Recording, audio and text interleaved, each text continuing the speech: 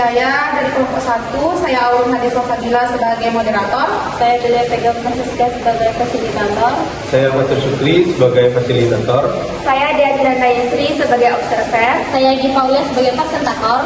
Kami akan menampilkan satuan acara penyuluhan bagi pasien perawatan kritis, yaitu memberikan terapi murotal Al-Quran untuk mengurangi sesak bagi pasien yang mengalami gagal nafas. Sekian dari kelompok kami. Assalamualaikum warahmatullahi wabarakatuh. Selamat menonton. Baiklah, assalamualaikum warahmatullahi wabarakatuh. Selamat pagi Bapak dan Ibu, semoga dalam keadaan sehat selalu. Baiklah, saya di sini mahasiswa dari Universitas Mercu Bakti Jaya.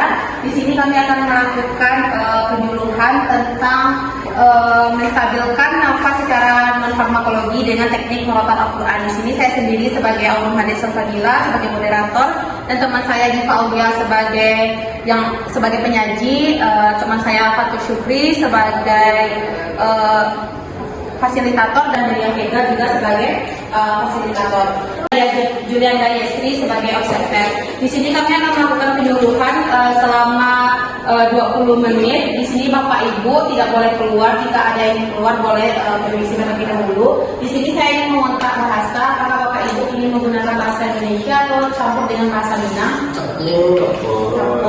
Oke, kita menggunakan bahasa yang campur ya Ibu. Nanti Bapak Ibu boleh memahami biar dan memahaminya. Kepada penyaji silakan. Baik, terima kasih kepada moderator. Assalamualaikum warahmatullahi wabarakatuh. Selamat siang Bapak dan Ibu. Selamat siang. Baik, di sini saya akan menjelaskan tentang SAP kita, yaitu menstabilkan nafas secara non farmakologi dengan teknik murotal Al-Quran. Baik Bapak dan Ibu, sebelumnya apakah Bapak dan Ibu tahu itu apa gagal nafas dan bagaimana cara kita menstabilkannya? Ya. Baik. Nafas adalah perputaran gas yang tidak adekuat sehingga terjadi hipoksia, di mana jika tersedia oksigen dalam jaringan tidak mencukupi. Nah, nanti terjadi hiperkapnia, di mana peningkatan konsentrasi karbon dioksida di arteri, dan asidosis dan kegagalan nafas adalah suatu kondisi di mana sistem respirasi gagal untuk melakukan fungsi perputaran gas, kemasukan oksigen dan pengeluaran karbon dioksida. Nah, sebelum itu apakah Bapak dan Ibu tahu apa itu penyebab dari gagal nafas? Nah, penyebab dari gagal nafas itu bisa dari gangguan ventilasi, gangguan diskusi alveoli kapiler, dan gangguan keseimbangan ventilasi perfusi. Nah, untuk tanda dan gejala dari kegagalan nafas, apakah Bapak dan Ibu tahu? Apa Ibu? Oke, kita lihat ya Bapak Ibu. Nah, tanda dan gejalanya yaitu yang pertama adalah aliran udara dari mulut, hidung tidak dapat didengar dirasakan. Pada gerakan nafas spontan terlihat retraksi atau tarikan, di mana supraklavikula dan sela iga, serta tidak ada pengembangan dada. Pada inspirasi adanya kesulitan inspirasi paru dalam usaha memberikan ventilasi buatan. Nah, tanda dan gejala nafas parsial, di mana terdengarnya suara nafas tambahan seperti gurgling, snoring, growling, dan wheezing, dan adanya retraksi dinding dada. Lalu dari gejala itu hiperkapnia yaitu penurunan kesadaran PCO2, hipoksemia yaitu takikardi, gelisah, berkeringat atau sianesis, sehingga PO2-nya menurun.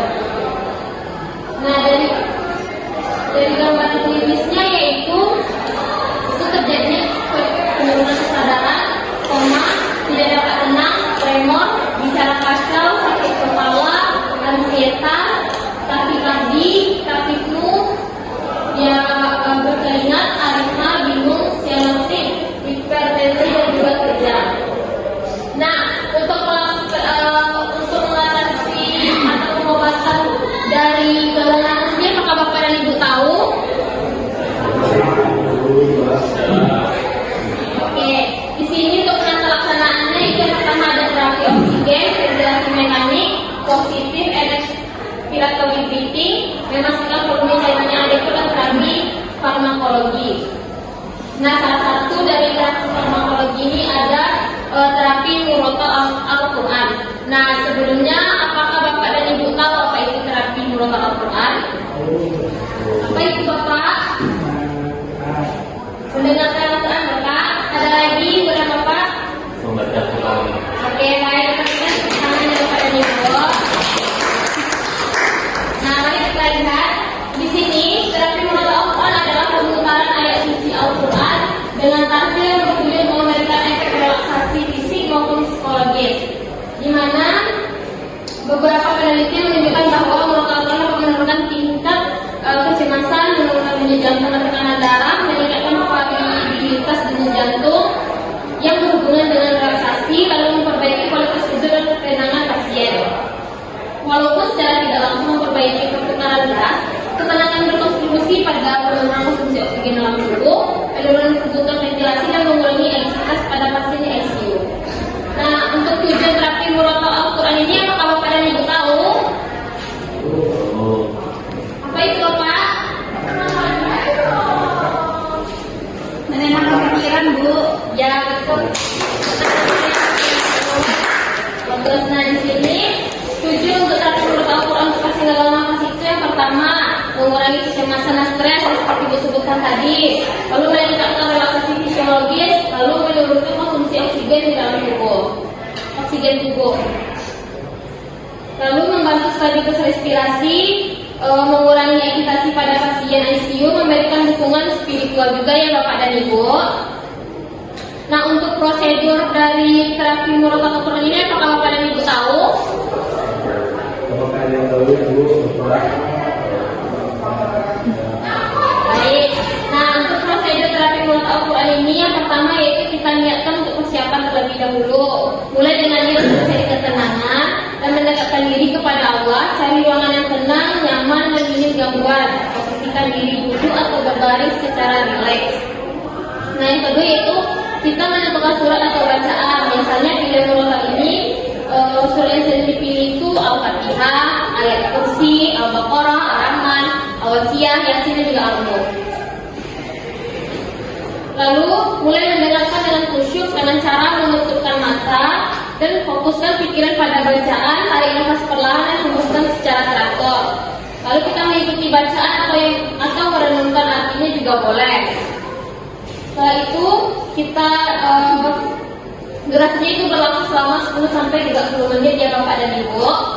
Setelah itu kita penutupan dengan doa sesuai dengan kebutuhan, nanti kita memohon ketenangan dan kemudahan untuk kesembuhan. Lalu konsistensi di mana terapi murotal lebih efektif bila dilakukan secara istiqomah dan digabung dengan amalan lain seperti zikir dan juga sholat. Baik Bapak dan Ibu, sekian dulu penampilan pada siang hari ini. Saya kembalikan kepada moderator.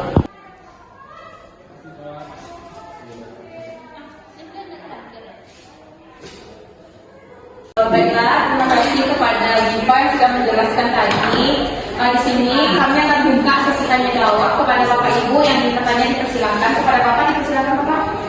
Perkenalkan nama saya Umar Ikram. Di sini saya bertanya kepada Pak Presiden, kenapa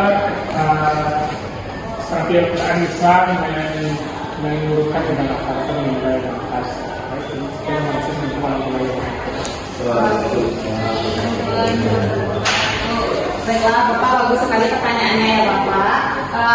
Baiklah, apakah ada ibu-ibu atau bapak-bapak yang bertanya lagi kepada Ibu Isi? Baik Ibu, sebelumnya saya ikut Isi ya Bu. Di sini kan tadi Ibu sudah menjelaskan tentang terapi murotal Al-Quran. Tadi itu ada beberapa ayatnya. Untuk terapinya itu emang ayat itu saja Bu atau boleh surat-surat yang lainnya? Dan terapi itu kan tadi 10 menit sampai 30 menit Bu, apakah boleh lebih dari waktu itu Bu? Mungkin itu saja Bu, terima kasih.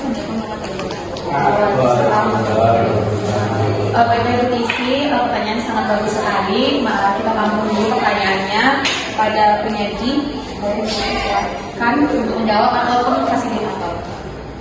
Nah baik, saya akan menjawab pertanyaan dari Bapak Ikram ya Pak. Kenapa terapi murotal Al-Quran itu dapat menurunkan dari kegagalan nafas tadi ya Bapak. Nah tadi seperti yang sudah kita jelaskan, di mana Salah satu tujuan dari terapi murotal ini yaitu untuk menurunkan konsumsi oksigen dalam tubuh, di mana relaksasi yang mendalam tersebut dapat menurunkan metabolik tubuh sehingga kebutuhan oksigen tidak meningkat. Hal ini penting pada pasien dengan fungsi gagal paru ya Pak. Lalu nanti ada juga membantu stabilisasi respirasi, di mana dengan berkurangnya kecemasan tadi, pola nafas menjadi lebih terkontrol sehingga upaya nafas berkurang. Pasien lebih mampu mengikuti instruksi terapi medis seperti latihan nafas dalam yang juga Pak. Lalu untuk meningkatkan relaksasi fisiologis, di mana dengan lantunan murotal ritmis dapat membantu menurunkan aktivitas sistem saraf simpatis sehingga denyut nadi, denyut jantung lebih stabil, frekuensi nafas menjadi lebih teratur dan ketegangan otot lebih berkurang. Sekian. Baik, assalamualaikum warahmatullahi wabarakatuh. Nah, tadi terima kasih isi sudah memberikan pertanyaan kepada apa yang kita sampaikan. Misalnya tadi Ibu menjelaskan bahwasanya atau pertanyaan Ibu itu berapa lama terapi murotal tersebut bisa kita lakukan. Kan tadi Ibu bertanya bahwasanya tadi disebutkan 10 sampai 30 menit. Apakah boleh lebih, apakah boleh kurang? Dan juga apakah suratnya boleh selain yang disebutkan tadi? Nah, jawabannya itu tentu saja boleh ya Bu ya. Misalkan tadi kan ada surat al-muluk. Jika Ibu ada surat yang selalu Ibu dengarkan atau yang Ibu sukai, boleh juga seperti misalkan surat-surat di juz 30 seperti An-Naba, Al-Nazirat, dan juga seperti Al-Kafirun. Yang penting ada surat yang Ibu sukai dan itu tetap juga boleh didengarkan. Dan untuk berapa lama kita bisa mendengarkan itu bisa lebih dari 30 menit Bu. Misalkan Ibu memiliki waktu yang lebih dan Ibu suka mendengarkan surat-surat Quran, maka bisa lebih dari misalkan 1 jam atau 2 jam, tergantung Ibu berapa lama waktu yang Ibu dapatkan. Apa yang Ibu? Oke. Baiklah, terima kasih kepada Diva dan Fatur yang sudah menjawab pertanyaan dari Ikram dan Pak Ikram dan Ibu Isi tadi. Baiklah, saya di sini akan mengevaluasi kepada Bapak Ibu. Apakah Bapak Ibu ada yang tahu apa itu gagal nafas? Dan baiklah kepada Ibu Isi, silakan. Ibu, terima kasih Bu. Tadi sesuai yang telah disampaikan oleh presentator penyaji pada hari ini, yaitu tentang gagal nafas. Nah, gagal nafas itu kan tadi sudah dijelaskan pertukaran gas yang tidak ada di tubuh, yang dimana oksigen pada jaringan itu tidak mencukupi Bu. Baiklah, terima kasih kepada Bu Isi. Bagus sekali ya Bu Isi, betul sekali. Di sini ada Bapak Ibu yang tahu apa saja tujuan dari terapi murotal Al-Quran. Kepada Bapak Ikram dipersilakan. Pertama, mengurangi kecemasan. Ya, terus. Yang kedua, supaya konsumsi oksigen tidak terlalu banyak di tubuh. Ya, bagus sekali Bapak Ikram pertanyaannya. Baiklah Bapak Ibu, mungkin penyuluhan kita pada pagi hari ini sudah selesai. Saya mewakili teman-teman saya mengucapkan terima kasih untuk waktunya dan mengucapkan jika ada kata yang salah mohon dimaafkan. Saya tutup dengan wabillahi taufiq wal hidayah. Wassalamualaikum warahmatullahi wabarakatuh.